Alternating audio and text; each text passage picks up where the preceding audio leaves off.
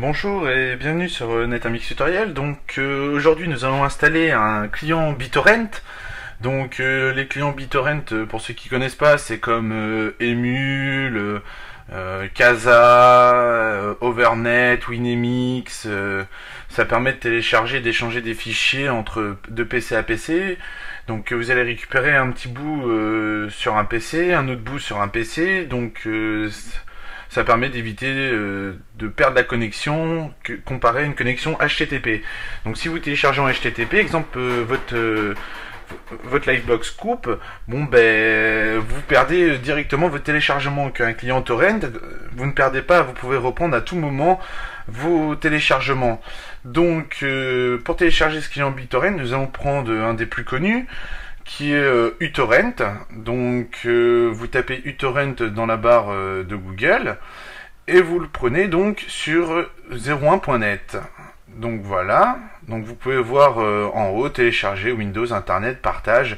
Vous reprenez le lien et vous arrivez sur cette page. On voit qu'il a été téléchargé 33 000 fois. C'est un logiciel très demandé. Il est sorti il n'y a pas si longtemps que ça, vous pouvez voir la date, voilà. Pour le télécharger, vous cliquez sur télécharger, vous mettez annuler pour ne pas voir la pub. Si vous voulez voir la pub, vous mettez OK. Et là, il va se télécharger. Voilà, il vient de se mettre tout en bas. Nous le voyons ici. Alors, je vais redimensionner mon écran pour que vous voyez un peu mieux. Voilà. Là, vous pouvez voir qu'il est en cours de téléchargement. Il vient d'arriver. Ça va relativement vite. Vous cliquez sur l'archive ici. Si vous n'avez pas ça sur votre bureau, vous avez gros rond. Vous mettez sur le nom de votre ordinateur, le premier nom qui est en haut. Vous cliquez et vous allez dans téléchargement. Et dans téléchargement, vous pouvez voir votre client torrent. Vous avez deux choix, soit vous double-cliquez ici, soit vous faites clic droit, ouvrir. Autrement, vous pouvez directement cliquer ici si vous avez la possibilité de cliquer ici. Nous allons cliquer ici, voilà. Clic droit, ouvrir. Voilà, il nous demande si on veut exécuter. On clique sur oui. On choisit la langue, français pour nous. Voilà, il télécharge les fichiers de translation. Les fichiers de translation permettent la traduction. Là, vous cliquez sur oui. Voilà. Là, on clique sur suivant. Suivant. Là, vous lisez le contrat de licence. Voilà. Vous pouvez aussi régler des options, créer une entrée dans le menu démarrer. Le menu démarrer, c'est ce menu-là. Après, l'icône dans la barre de lancement rapide, voilà, ou si vous voulez un raccourci sur le bureau, vous avez le choix. Vous choisissez l'emplacement où vous voulez télécharger le fichier. Le mieux, c'est dans le C Program File, c'est là où sont regroupés tous vos fichiers et de tous vos logiciels. Vous cliquez sur suivant. Voilà, on clique sur suivant. Là, il y a une option qui va être ajoutée pour l'exécution parfaite de Windows. Ça va permettre d'autoriser uTorrent à se connecter directement à Internet. Voilà. Vous pouvez décocher ça si vous voulez, vu que c'est gratuit, exclusive for you free. Voilà, nous on n'en a pas besoin, c'est vous qui voyez. Voilà, c'est comme ici, choisissez uTorrent, optimisé sur la page d'accueil. Vous pouvez l'avoir dans la petite barre de votre navigateur, qui serait Google, qui serait là en dessous. Vous avez le choix, utiliser uTorrent comme page par défaut. Non, parce qu'on préfère google.com ou google.fr, c'est vous qui voyez. Et là, bien sûr... voilà, on décoche ça, comme ça, la barre, il n'y a pas de barre. C'est vous qui voyez, si vous voulez la petite barre pour votre navigateur, bien sûr, vous cochez toutes ces cases et vous avez la barre. La barre qui est bien ici, là. On clique sur suivant, voilà. L'utilitaire mondial de la décompression, vous pouvez en même temps accepter de télécharger WinZip, ou vous refusez, Voilà, c'est au choix, vous pouvez refuser de l'installer plus tard pour décompresser vos fichiers, soit WinZip, soit WinRAR. Vous avez le choix. Voilà. Et le client BitTorrent se présente sous cette forme. Je vais agrandir un petit peu mon bureau pour que vous voyez mieux. Voilà. On va cacher les parties qui servent à rien. Là, on peut redimensionner un petit peu. Voilà. Je vais redimensionner un peu l'ensemble pour que vous voyez tout le client complet. Donc voilà, donc en bas vous voyez pas la barre d'étage Windows, hein, mais bon, il n'y en a pas besoin dans ce tutoriel. Donc voilà, donc notre client BitTorrent se présente sous cette forme. Donc maintenant que tout est bon, on va aller chercher donc un torrent. Donc pour ça, vous ouvrez Google Chrome. Donc on double-clique sur Google Chrome. Donc là, moi je vais prendre un torrent DSL. Donc vous pouvez regarder le tutoriel sur Mandriva, qui est une distribution Linux. Hein. Donc le client BitTorrent va nous permettre à télécharger les distributions Linux. Donc ça évite que, comme je disais tout à l'heure, si vous téléchargez par HTTP, que le téléchargement coupe dû à votre connexion ADSL qui a coupé. Comme là, vous voyez, on peut le télécharger directement. Donc là, depuis le HTTP, donc depuis leur FTP, on le télécharge en HTTP. Donc là, ça pourrait planter. Si ça plante, on n'a plus qu'à tout retélécharger. Donc c'est pour ça que nous allons prendre le BitTorrent qui est ici. Donc en prenant le BitTorrent, on clique dessus, voilà. Donc il nous explique le fichier Mandriva torrent. Voilà, il est en train de se télécharger. Donc notre fichier bien téléchargé, il est arrivé donc ici, on voit bien notre torrent, Mandriva, ISO, fichier torrent. Donc maintenant le but ça va être d'aller chercher notre fichier Mandriva pour pouvoir qu'il se télécharge. Donc vous faites fichier, ajouter un torrent, voilà, ou vous pouvez directement ajouter un torrent par URL. Donc pour avoir l'URL en fait du torrent, donc on revient sur Mandriva, voilà. Je vais vous faire voir comment récupérer directement l'URL. Donc pour l'URL du torrent, vous faites clic droit dessus et vous faites copier l'adresse du lien. Et une fois que vous avez copié l'adresse du lien, vous revenez dans votre client, donc BitTorrent, voilà. Et une fois que vous êtes dessus, vous faites fichier, donc ajouter le torrent par l'URL. Voilà, il l'a déjà prise toute seule. Autrement, vous faites ça et vous la collez dedans. Donc pour coller, CTRL V sur Windows, commande V sur Mac, et de là vous faites OK. Ah, alors il y a un problème d'encodage au niveau du torrent. Bon, alors on va faire l'autre méthode, on va le prendre. Donc des fois ça peut arriver qu'il y a un petit problème.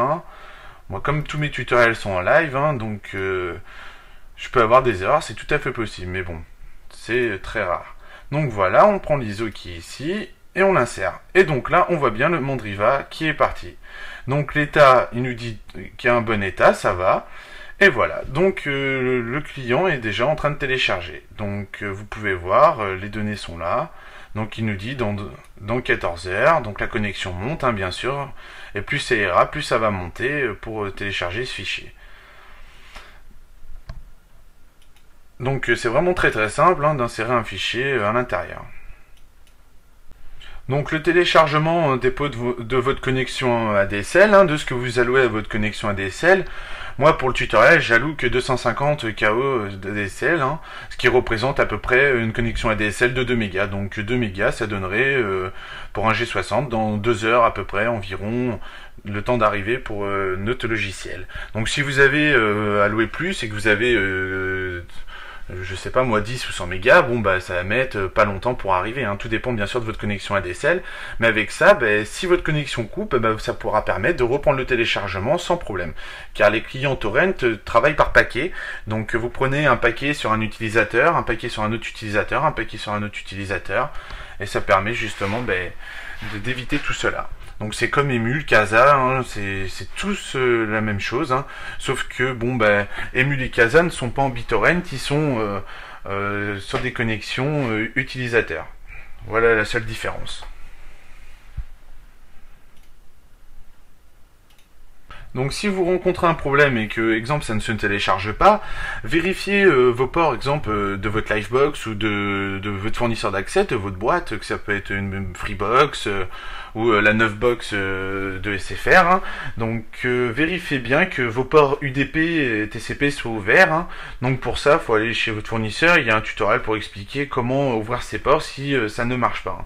Moi, mes ports étant déjà configurés, ça se met directement. Donc si vous rencontrez des problèmes et vous voyez que ça ne marche pas, ça peut venir de là. Après, normalement, il ne doit pas y avoir d'autres configurations spécifiques pour ça. Donc bien sûr, vous pouvez télécharger plusieurs torrents à la fois, vous pouvez en mettre plusieurs, c'est illimité. Donc voilà, quoi dire de plus sur un client torrent, pas grand chose, à part ne pas télécharger de choses illégales, car faut toujours télécharger des choses qui soient légales, et voilà.